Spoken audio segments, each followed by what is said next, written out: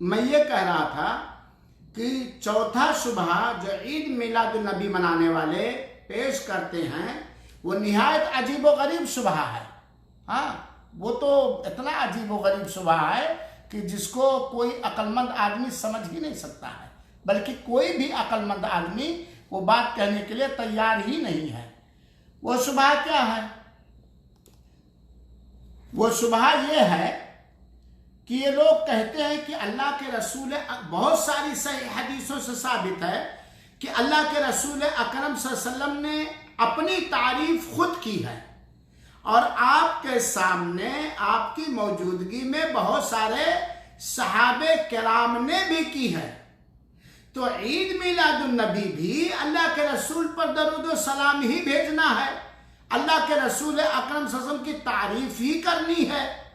تو تم لوگ ہمیں عید میلاد النبی منانے سے کیوں روکتے ہو؟ سمجھ پائے شبہ؟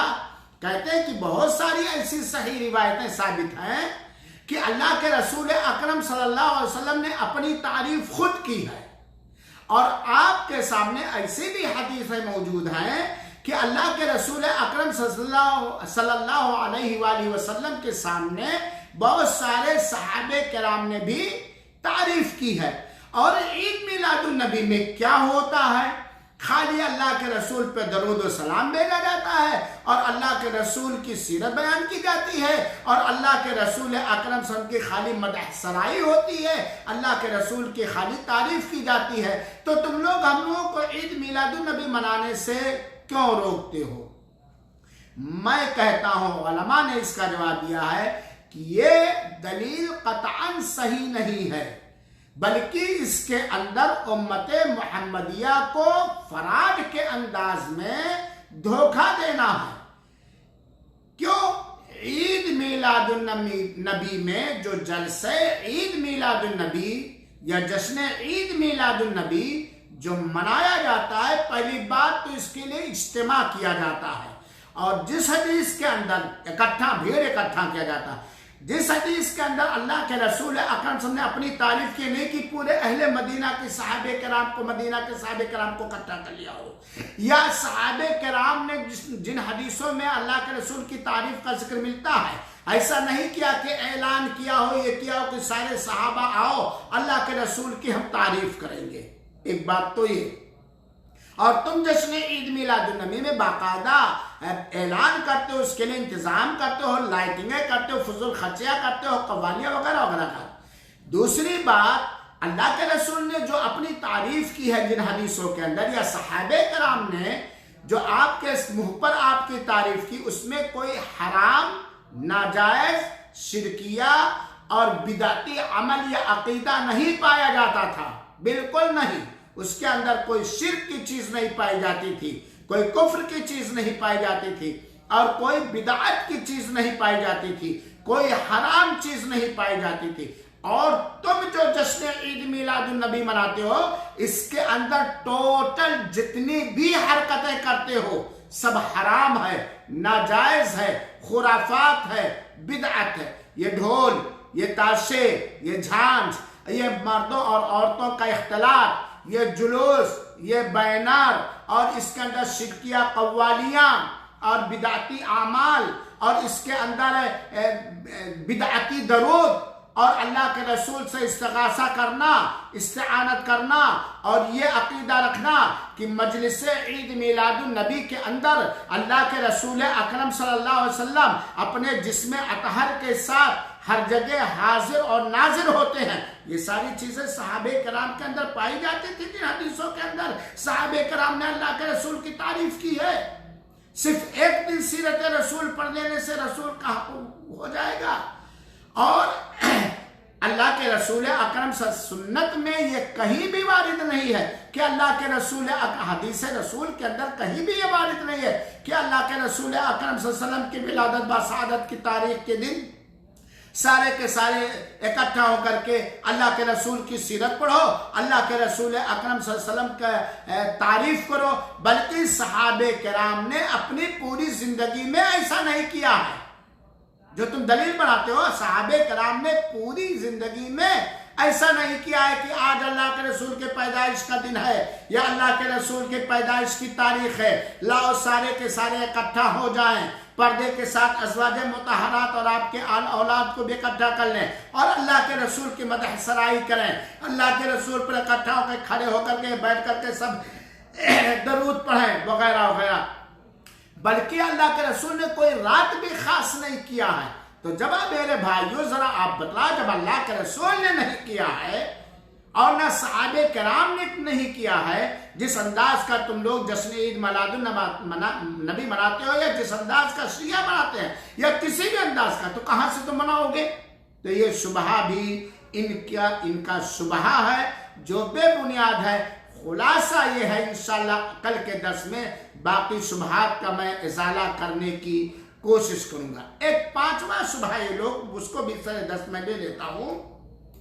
ایک پانچواں شبہہ بیان کرتے ہیں، سنن ترمذی کی اور دیگر کتب حدیث کی ایک روایت ہے جسے بیان کیا حضرت بریدہ رضی اللہ تعالیٰ عنہ نے، اور اس حدیث کے اندر ہے، ذرا غور سے سنیے گا، کہ ایک لونڈی نے نظر مانا کہ اللہ کے رسول وہ اللہ کے رسول کے سامنے دف بجائے گی اور لوری گائے گی اللہ کے رسول کے سامنے، اگر اللہ کے رسول اکرم صلی اللہ علیہ وسلم اپنی جنگ سے زندہ بسلامت آ گئے۔ اللہ کے رسول ایک جنگ کے اندر جا رہے تھے، تو اس موقع پر ایک لونڈی نے نظر مانا کہ اگر اللہ کے رسول اکرم صلی اللہ علیہ وسلم بسلامت واپس آئے تو میں اللہ کے رسول کے سامنے دف بجاؤں گی اور لوری گاؤں گی خوشی میں۔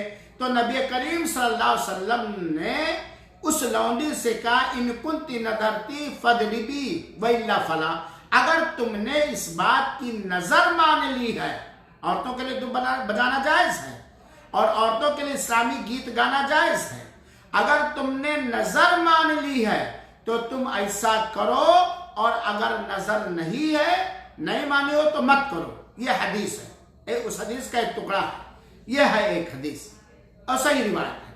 یہ لوگ کہتے ہیں کہ جب اللہ کے رسول اکرم صلی اللہ علیہ وسلم کے باسلامت واپسی پر لونڈی نے دف بجانے اور اسلامی لوری گانے کا ذکر کیا تو اللہ کے رسول نے کہا، اگر تم نظر مانی ہو تو گاؤ اور بجاؤ ورنہ مت۔ یہ اللہ کے رسول اکرم صلی اللہ علیہ وسلم کی بسلامت واپسی پر ایک طرح سے اس لونڈی کی جانب سے خوشی کا اظہار تھا۔ اب دلیل کا پکڑتے ہیں، تو یہ عید میلاد النبی بھی منانا نبی کریم، اور جب کہتے ہیں کہ جب جنگ سے بسلامت واپسی پر خوشی منانا جائز ہوا، اللہ کے رسول نے اس کی تصدیق کی، اقرار کی، تو اللہ کے رسول اکرم صلی اللہ علیہ وسلم کے دنیا میں تشریف لانے پر، پیدا ہونے پر تو اور بڑی خوشی ہے۔ چنانچہ اس خوشی کا ہم اظہار کریں گے۔ جب ایک لونڈی جنگ سے نبی کریم صلی اللہ علیہ وسلم سے بسلامت واپسی پر خوشی کا اظہار کرنا چاہیے اور نبی نے اجازت دی، تو دنیا کے اندر نبی کریم صلی اللہ علیہ وسلم کا پیدا ہونا یہ تو اور خوشی کی چیز ہے، اور جشن عید میلاد النبی میں ہم خوشی ہی مناتے ہیں۔ یہ ایک ایسی دلیل ہے، گویا یہ کہنا پڑے گا کہ یہی ملا لوگ سمجھیں جو جشن عید میلاد النبی مناتے ہیں کہ نبی کریم صلی اللہ علیہ وسلم دنیا میں پیدا ہوئے خوشی کا اظہار ہونا چاہیے، جس طرح غزوہ جنگ سے واپسی پر لونڈی نے خوشی کا اظہار کیا۔ کیا یہی لوگ سمجھے ہیں؟ صحابہ کرام، خلفائے راشدین اور آپ کے سنت کے پیروکار علماء غافل ہیں، نہیں سمجھ سکے اس فلسفے کو جو فلسفہ یہ لوگ سمجھ رہے ہیں۔ اللہ کے رسول اکرم صلی اللہ علیہ وسلم کتنی بار جنگوں سے واپس ہوئے ہیں؟ کیا ہر بار لونڈی خوشی مناتی تھی؟ ہر بار خوشی مناتی تھی وہ لونڈی؟ اور اسی طریقے سے اللہ کے رسول اکرم صلی اللہ علیہ وسلم کی یوم پیدائش اور تاریخ پیدائش کیا صحابہ نہیں جانتے تھے؟ کیا صحابہ کے ذہن میں نہیں تھا؟ کیا اللہ کے رسول نہیں جانتے تھے؟ جو یہ لوگ آج سمجھ پائے ہیں، اللہ کے رسول نے عید میلاد النبی نہیں منایا دنیا میں آنے کے خوشی میں، صحابہ کرام نے نہیں منایا، لوگوں کو اکٹھا نہیں کیا، اور یہ لوگ زیادہ سمجھ گئے ہیں. دوسری بات یہ نظر پورا کرنا تھا، یہ نظر، اور اس نے کسی حرام چیز کی نظر نہیں مانی تھی اور اسی موقع پر نظر اس کی تھی.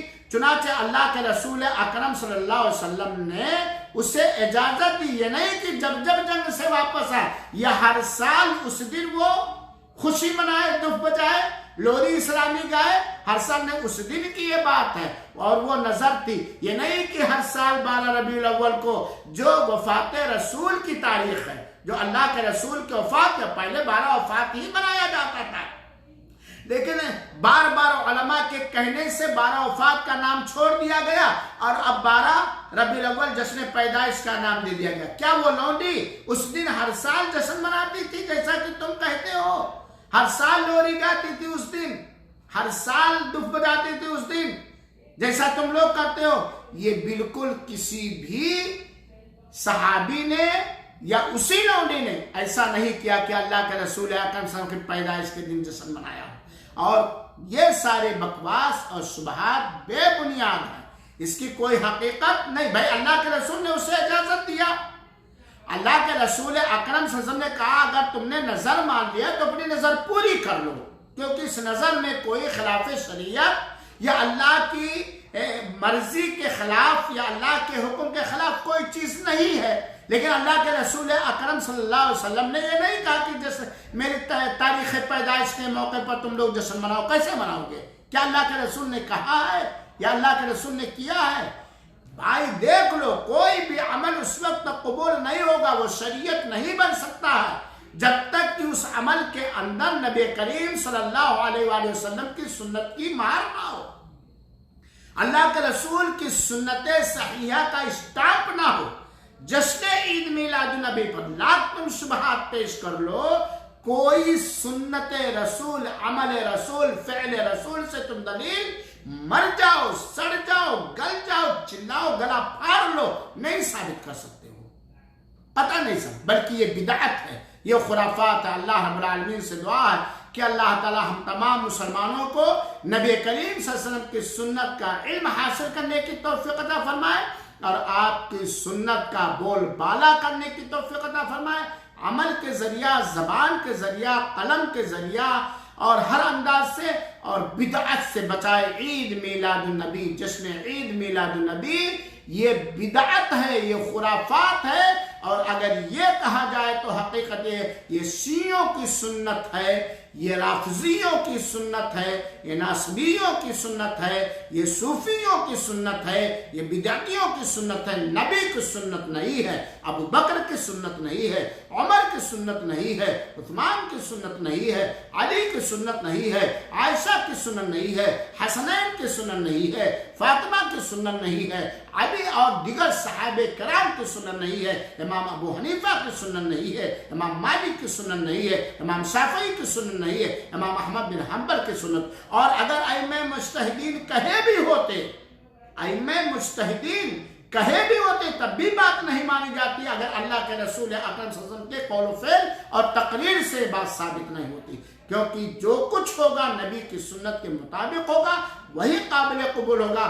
ورنہ ایسی بدعتوں کی ایجاد کرنے والے اور منانے والے سن لو، جب اللہ کے رسول اکرم حوض کوثر پر ہوں گے تو تمہاری انہی ساری بدعتوں کی وجہ سے پھٹکار لگا دیں گے، ڈانٹ دیں گے، بگا دیں گے. سحقن لمن غیر بعدی کا اعلان کر دیں گے اللہ کے رسول. نبی کریم صلی اللہ علیہ وسلم کے دست مبارک سے حوض کوثر پر جام کوثر قطعا نہیں پاؤ گے. نبی کی سنت کو زندہ کرو. نبی نے ہر سوموار کو روزہ رکھا ہے، روزہ رکھو، کثرت سے بار بار درود پڑھو. اور اس کے لیے کوئی مولود یا اجتماع اللہ کے رسول سے ثابت نہیں ہے. نبی کی سنت کو سیکھو، سکھاؤ اور پھیلاؤ. بدعت سے توبہ کرو اور بدعت کو ختم کرو، بدعت کو جڑ سے اکھاڑ کر پھینک دو. اللہ تعالی ہم سب کو نیک عمل کرنے کی توفیق عطا فرمائے اور قبول فرمائے، آمین. باقی 2-4 شبہ اور ہیں جو انشاءاللہ عزیز کل کے درس میں میں لوں گا. وجزاکم اللہ خیر.